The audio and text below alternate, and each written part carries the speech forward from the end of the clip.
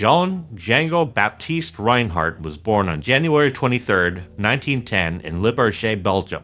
He was born into a family of Manouche Romani people. His parents, Jean-Eugene Weiss and Laurence Reinhardt, were both musicians and traveled frequently with their young son, exposing him to a diverse range of musical styles and cultures from an early age. Django was a nickname given to him by his family. It may have come from the Romani word Django, meaning I awake or I fly. Reinhardt's father played the violin, and his mother sang and played the guitar. They often performed at local venues and festivals, providing young Django with his first musical education.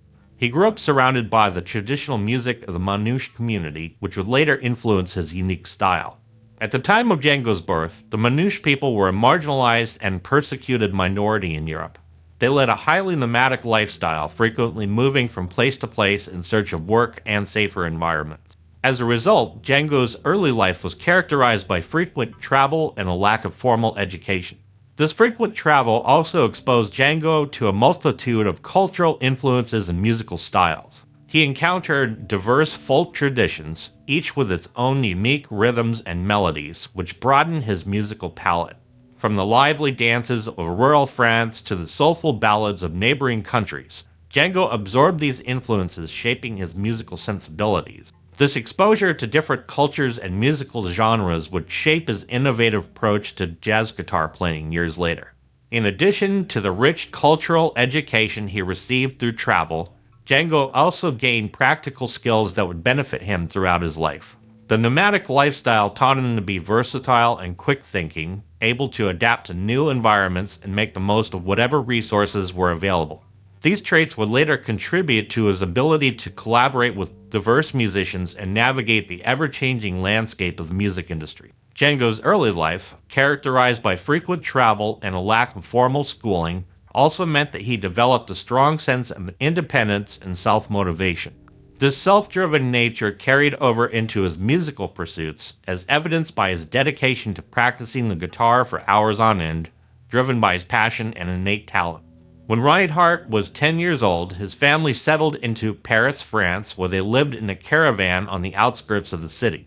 It was here that he first began to develop his passion for music, often spending time with his father and other musicians at the local jazz clubs and bars. He quickly became enamored with the sounds of American jazz records, which were all the rage in Paris at the time. Reinhardt received his first guitar when he was 12 years old, a gift from his father. He quickly demonstrated a natural aptitude for the instrument, easily picking up tunes that he heard and improvising his own melodies. He began to spend every spare moment practicing, sometimes playing up to 14 hours a day. Reinhardt's dedication and natural talent soon made him a formidable guitarist, and he started to perform at local venues with his father and other musicians. In the early 1920s, Paris was a hotbed of musical innovation, with jazz and dance music from America blending with the traditional French styles. Reinhardt was exposed to a rich array of musical influences, including jazz guitarist Eddie Lang, whose recordings inspired Django to explore the potential of the guitar as a solo instrument in jazz. By the time he was a teen, Reinhardt had established himself as a talented musician on the Parisian jazz scene.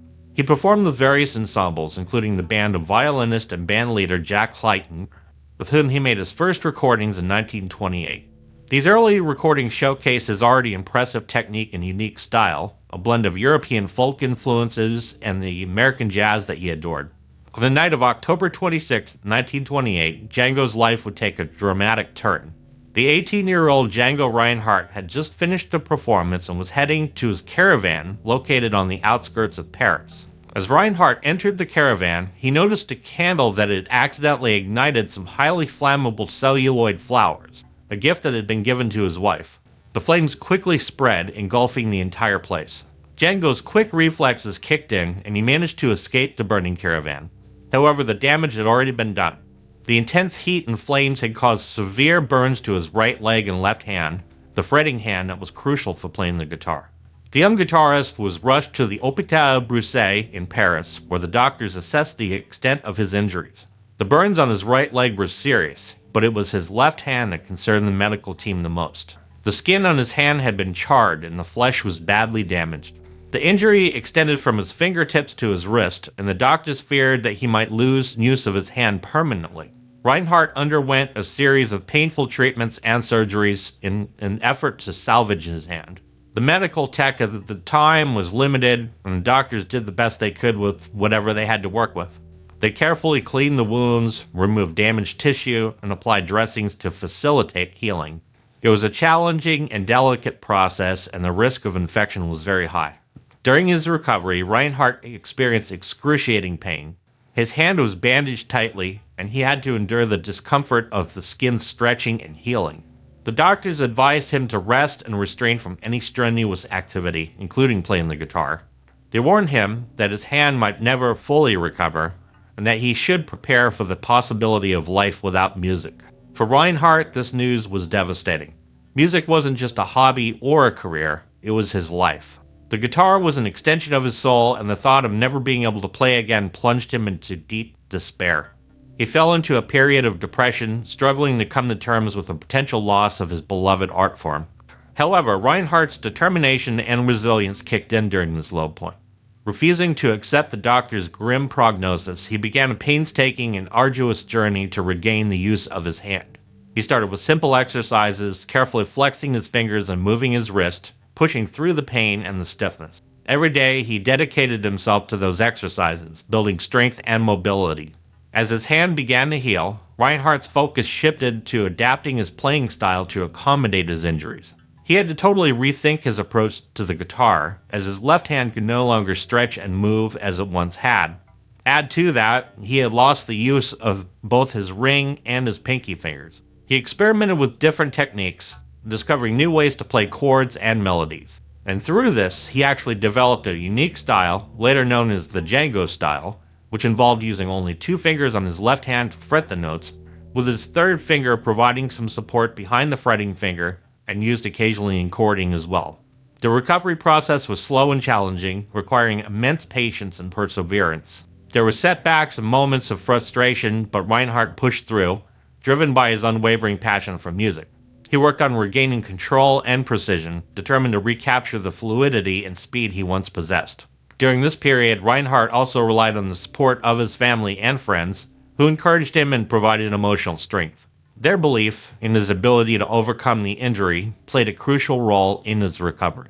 Reinhardt's wife, Nagin, was especially supportive, helping him with his exercises and providing the motivation he needed to continue whenever doubt crept in. It took nearly 2 years of intense rehab and practice for Reinhardt to regain a significant level of functionality in his left hand. But the hard work paid off, and he was able to return to the stage, astonishing audiences with his remarkable comeback. Reinhardt's new style involved using only 2 fingers on his left hand to fret the notes, with his third finger providing support by holding down the strings behind the fretting finger. This new, unique approach, known as the Django style, has since been adopted by many guitarists who admire his innovative approach to the instrument. Reinhardt's method of holding the guitar pick was somewhat unconventional and set him apart from many of his contemporaries. Unlike the standard approach of holding the pick between the pad of the thumb and the side of the index finger, Reinhardt opted for a different grip. He positioned the pick between the pad of his right thumb and the joint of his right index finger, with a significant portion of the pick protruding beyond his thumb. This style became known as the Gypsy Jazz Pick Grip or the Django Pick Grip. It gave Reinhardt a unique tone and the ability to execute rapid, precise strokes with exceptional control. The extended length of the pick protruding from his thumb provided him with greater flexibility and the ability to articulate notes with a combination of speed and delicacy. He often used a combination of downstrokes and upstrokes, creating a driving, rhythmic sound, and the grip also facilitated quick, precise string changes, allowing him to navigate complex passages with fluidity and accuracy. Another interesting signature about his technique is that he often fretted notes with his index finger and then used his middle finger to bend the string slightly, creating a subtle vibrato effect.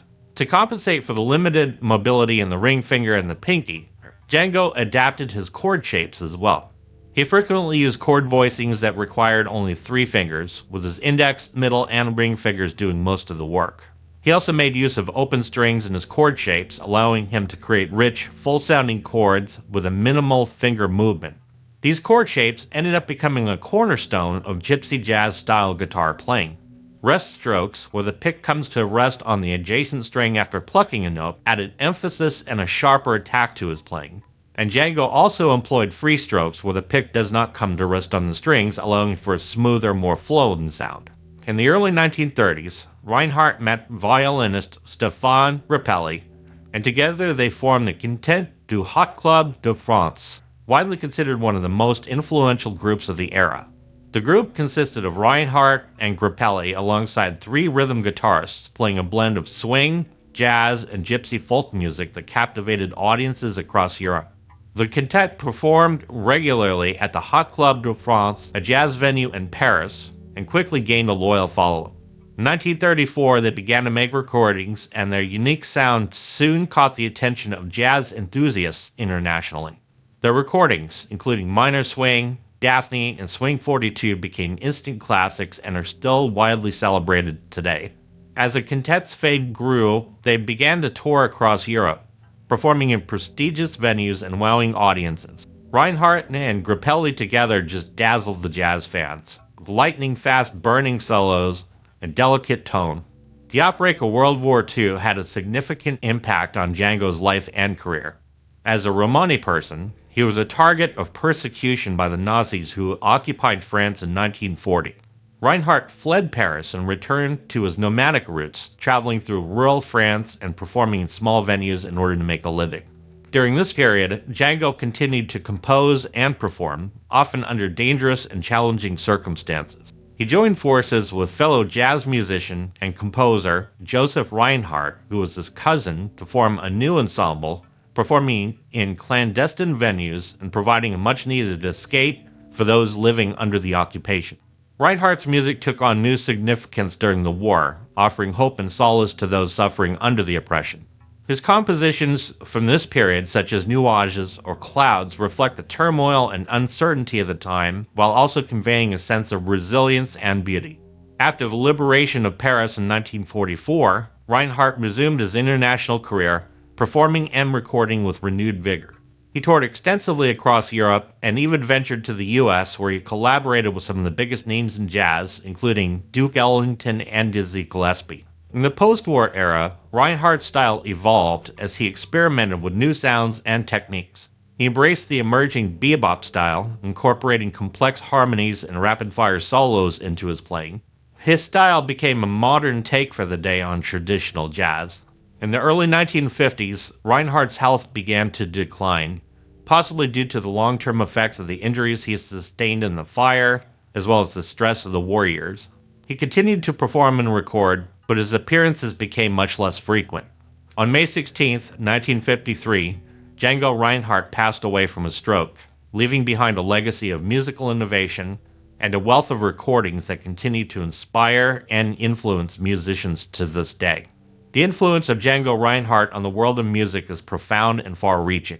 Les Paul first encountered the music of Django in 1935 while in Chicago. Les was immediately blown away by Reinhardt's unique style and technique, especially considering that he only had the use of a couple fret fingers. Years later, in 1946, Les Paul met Reinhardt in person at the Paramount Theater in New York. Despite the language barrier, they bonded over their shared love of music and spent time playing and talking together. Les Paul admired Django's natural fire and soul when he played and considered him a true genius on the guitar. A couple years later, on one of his trips to Paris, Les Paul learned that Django Reinhardt had passed away. Les went out of his way to help Reinhardt's widow, who was living in poverty without any of her husband's records or basic amenities. Paul and his companions funded a gravestone for Django, as well as buying her clothes, a phonograph, and all the recordings of Reinhardt that they could find. Les Paul also took it upon himself to ensure that she received proper compensation from record companies and publishing firms for her husband's work, even going as far as threatening legal action to secure a settlement of $10,000 for her. Jeff Beck has expressed his admiration of Reinhardt, calling him the most astonishing guitar player ever, and praising his unique style and technique. Legendary guitar player B.B. King was influenced by Reinhardt's innovative approach to the guitar and his expressive playing. Carlos Santana also named Reinhardt as an inspiration. One of the most groundbreaking guitar players, Jimi Hendrix, also cited Django as an influence. Jazz guitarist Bernie Kessel admired Reinhardt's intensity, emotion, and originality, believing that his talent could have altered the course of music. Reinhardt's influence can also be heard in the playing of Jerry Garcia for the Grateful Dead, particularly in the trembling blues style of Friend of the Devil. Reinhardt's contemporaries, such as jazz guitarist Eddie Lang, also inspired him. Reinhardt's reach even extended into the world of metal, as Black Sabbath guitarist Tony Iommi credits Reinhardt as an inspiration to continue his musical career despite his finger injuries. Django's technical innovations and unique style continue to inspire and influence new generations of artists, leaving an indelible mark on the musical landscape. So if you like what you see here, make sure to smack that like button, and while you're at it, give the subscribe button a good smack and join the family, and I want to thank you so much for watching.